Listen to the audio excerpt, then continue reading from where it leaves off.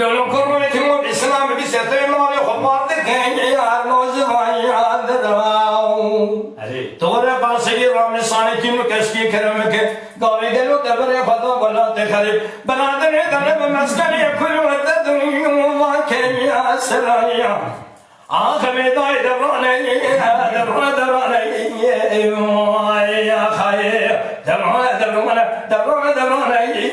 يا سبي دراني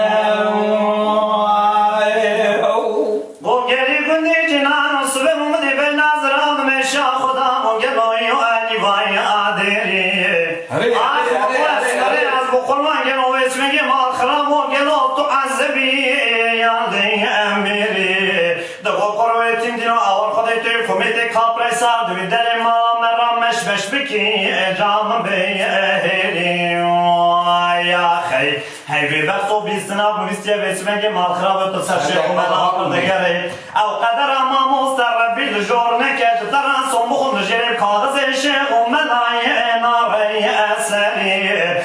دورانه یا خی به دورانه به گلی درانه یا خی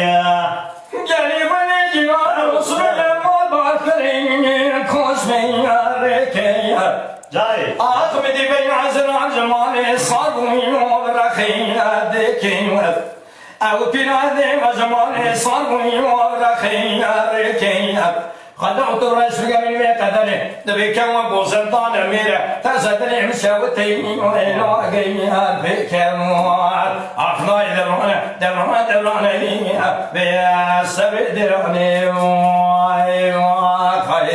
جالي كني جنان وصبح ما خدي مقاط دنا خبر ما باكري هذا بي دراي ها خدي ما مستد الخشان وقدر ما هي سلي رنجي اسمراي ها خدي بدري مباج خدري مقادري من وزي بيتشا خدي خم حد شعبي خي ادري يا خي بدوران بسبي درانه يا خيا ديبري جرب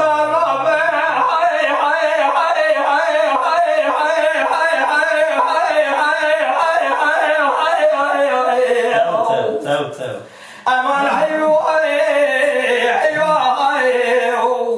بلي نبي بالخير بيعة تجرب عنا ولا بيسوي